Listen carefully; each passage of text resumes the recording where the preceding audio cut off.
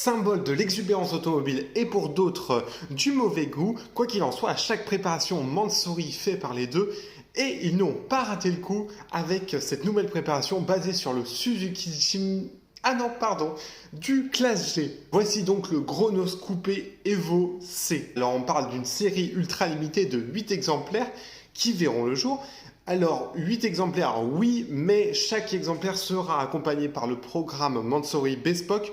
Comprenez le département ultra sur mesure de Mansory. Le Classe G en général, c'est vraiment la star, c'est un véhicule que les préparateurs aiment bien travailler, surtout Mansory. On se rappelle du Mansory Chronos, il y avait eu 10 exemplaires. Alors évidemment, ce qui marque le plus, et c'est dans le nom finalement, c'est son kit carrosserie qui condamne les deux portes arrière pour avoir finalement un Classe G 3 portes, un Classe G coupé au profit d'une large fenêtre qui prend finalement les 2/3 de la voiture.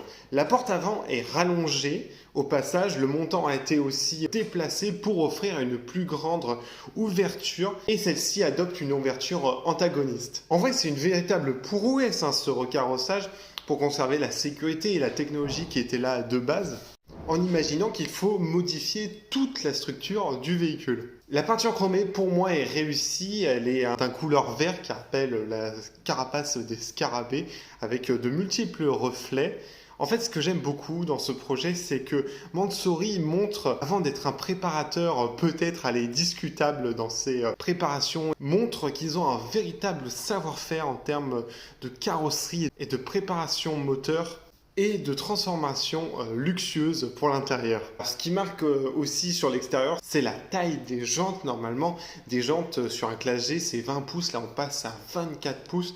Et en plus, l'aspect visuel, la grosseur des jantes en rajoute aussi. Alors évidemment, côté intérieur, c'est de l'ultra luxe, de l'ultra personnalisation.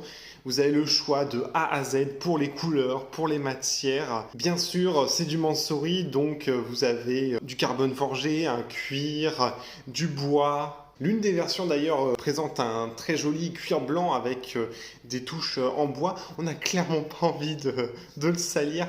Mêlé donc à du bois et à du carbone forgé. Honnêtement, ça aurait été encore mieux s'il n'y avait peut-être pas les touches ou un peu moins de touches dorées qui font un peu bling bling. Je trouve ça dommage. Dites-moi en commentaire votre avis. Ce qui impressionne aussi, c'est à l'arrière. Alors oui, c'est un 3 portes, mais il y a bien que 4 places. En fait, la banquette arrière a été retirée au profit de 2 sièges individuels avec une console centrale qui est elle aussi personnalisable dans les matières et dans les couleurs. Mansory, c'est aussi le syndrome de Brabus. C'est le délire de poser le badge de la marque à peu près partout sur la voiture, jusqu'à des endroits improbables comme le tapis de coffre ou les pédales. Et au fait, si vous vous dites que avec tout ce rajout de matière, de luxe, de technologie, le poids du véhicule n'est pas assez lourd, vous pouvez avec une option le blinder. Voilà. Que dire après ça? Allez peut-être côté mécanique, allez, tout est superlatif. Ce Classe G avale le 0 à 100 en 3 secondes 3. Alors c'est oui aidé par 900 chevaux